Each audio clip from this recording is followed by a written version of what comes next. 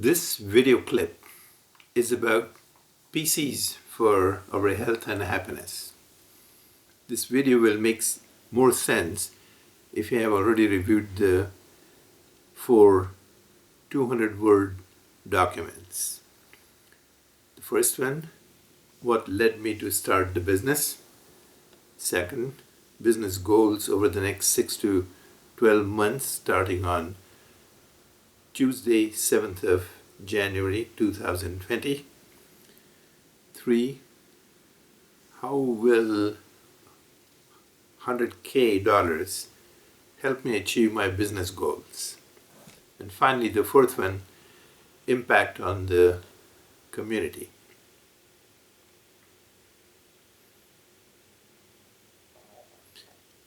My name is Vish Vaidya. I was born in Malawi, Africa in 1944. My dad was a doctor and a surgeon in Africa. He was from an old school that believed in dedication to helping people in the hinterlands of Uganda. He believed in teaching his patients and their family members how to maintain their health and fitness after they were cured. I did not go to school till I was 10 years old. There was no school to go to. But by age 10, I knew a lot about diseases, medicines, and everything about my dad's special condiments, which he called pachaks, or PCs. I was also in charge of sterilization of all my dad's surgical instruments, glass syringes, needles, in a powerful steam sterilizer. Due to a general lack of medical staff, my mom and I used to assist my dad in most of his surgeries. Thinking that my brother and I will grow up to be uneducated idiots, my mother found a job as a teacher in 1954. Luckily, I was able to complete the senior Cambridge exam with an A grade at age 15.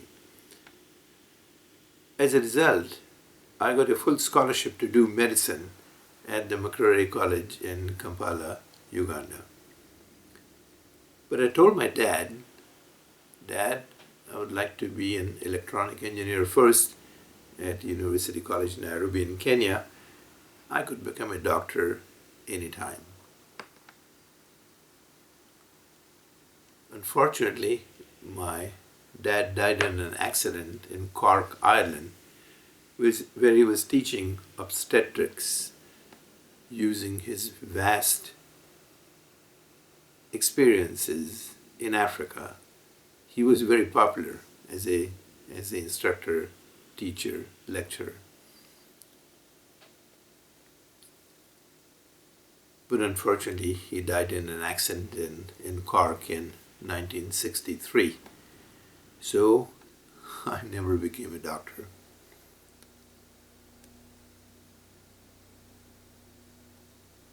Getting back to PCs.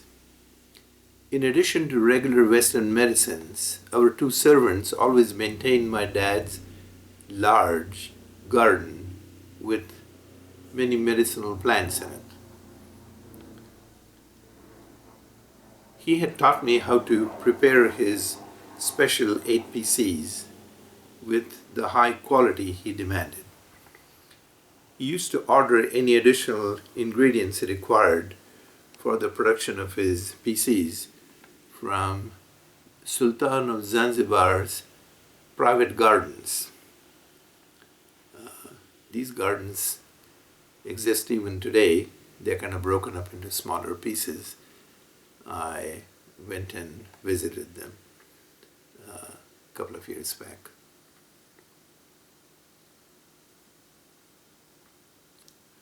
One of the unique things that my dad and his doctor friends used to do was to give their patients a PC before a meal and make them announce loudly whatever physical improvements the patient wished their food to make in their bodies.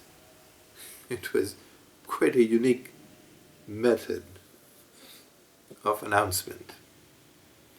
My dad used to tell them that the food they are about to eat will slowly make those positive changes they strongly desire for their bodies. He used to make them eat another type of a PC, often the sweet cardamom, as he called it, as soon as they felt full. He was against overeating. They invariably felt satisfied and happy after eating. They called my dad's PCs Dawa ya Banakuba Daktari. I call them my dad's precious condiments because that's really what they are.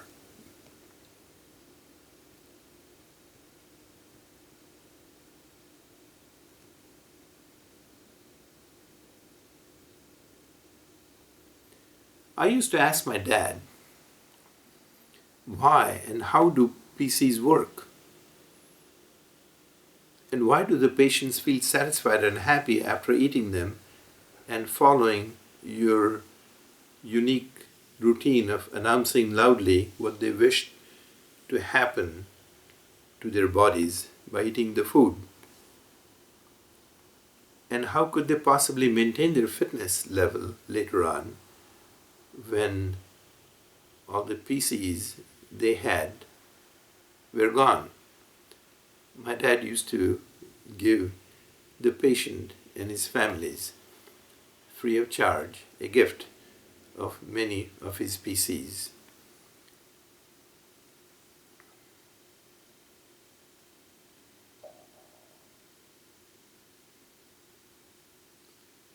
This is what my dad told me in 1962.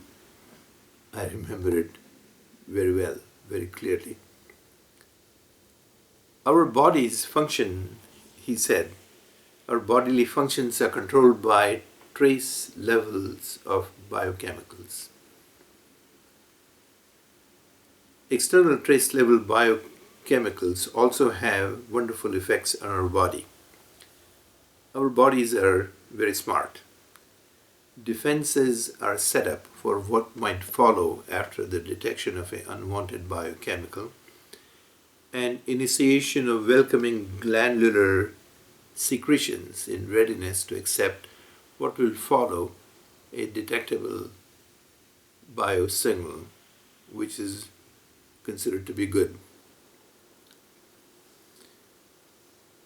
As an example, he used to say, one person might puke at the slightest smell, fishy smell, and another person would look forward to a very desirable fish-based meal. Two reactions, completely different to the same external trace level input. As you know, he would say to me, we put many specific ingredients in each PC at a trace level just around the average human ability to taste and smell. These ingredients have been ingested by human beings in many forms and many quantities over centuries with no ill effect. We also include one strongly scented and strong tasting ingredient in each PC, a seed or a fruit. This acts as a main trigger, like Pavlov's bell. You know about the 1890s story, Pavlov's bell and his dog would salivate. Most of us know exactly what we need to do to keep healthy, fit, and happy, but we're lazy. A trigger helps a lot.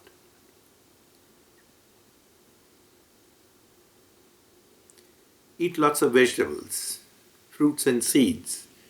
Eat a quarter plate of meat and proteins. Eat a quarter plate of sweet potatoes and other carbohydrates. Drink lots of clean stream or rainwater. Walk for an hour. Listen to your body. Stop when you feel full. Do not overeat. Fast periodically. One good meal a day is often very good and good enough for good health. It is easy to achieve and maintain good health and good fitness level with all these principles if you follow them. For sensitive people, typically non-city dwellers, after some experience with these PCs, just the memory of a specific PC can trigger the same good bodily responses. This unfortunately doesn't apply to rich, spoiled city dwellers who keep on munching all kinds of stuff and tend to lose their sensitivity to taste and smell.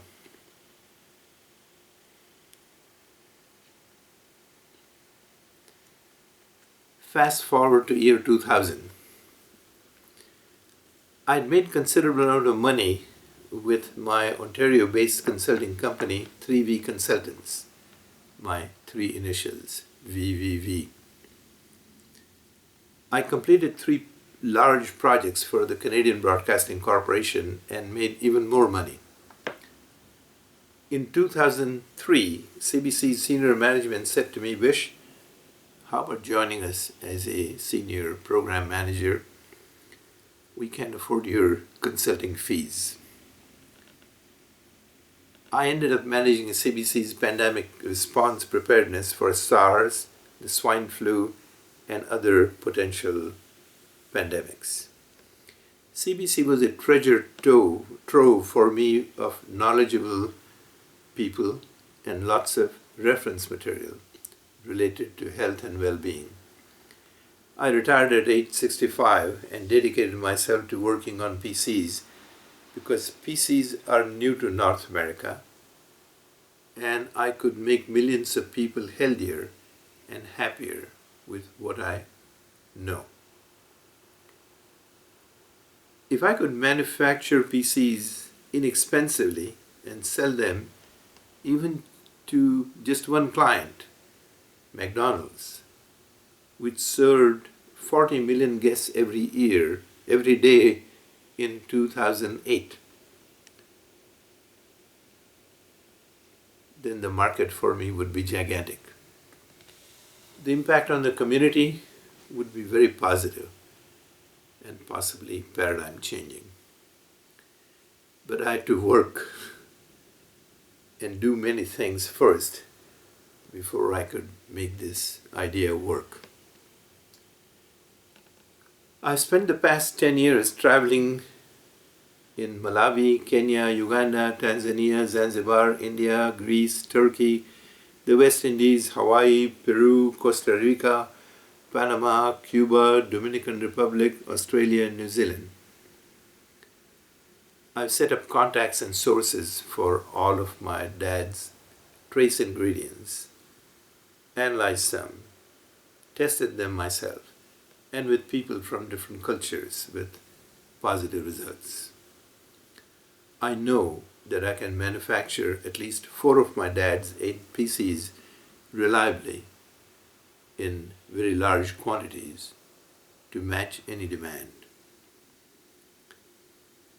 I know that high volume production, high quality, and finely tuned marketing and sales are all critical success factors. Luckily, initially, I believe that I can afford to hire specialty companies like Technovogue and Salesforce One to do these specific functions for me, and still I could make a profit. That's it. End of my pitch on 23rd June 2019. Thank you.